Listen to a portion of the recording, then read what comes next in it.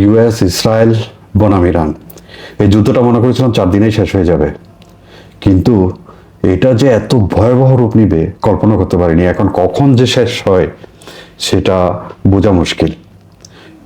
Trump মনে করেছিল একদিন দুদিনে, যেমন তাদের নেতা খামেনিকে খুন করার পর মনে করেছিল সেই দেশটা তাদের হাতেই চলে এসেছে, তারা শিপকে সরিয়েও নিয়েছিল। কিন্তু ইরান এরপরে এত আক্রমণাত্মক হবে, এত ভয়াবহ হবে, সেটা কল্পনা করতে পারেনি।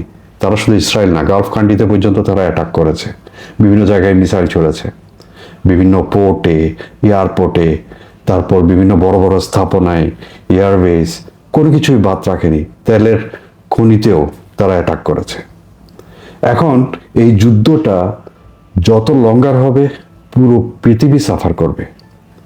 এখন তেলের দাম বাড়বে, ইনফ্লেশন, তারপরে শিপিং, ট্রাভেল, তারপরে আমাদের মতো দেশ, বাংলাদেশের মতো দেশ গরিব থেকে আরো গরিব হবে।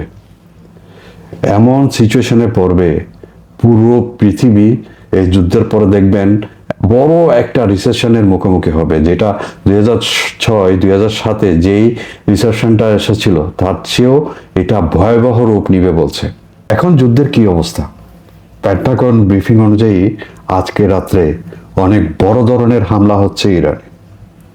আর ইউএন সেক্রেটারি সবাইকে বলেছে ইউএস, ইসরায়েল, ইরানকে টেবিলে বসার জন্য।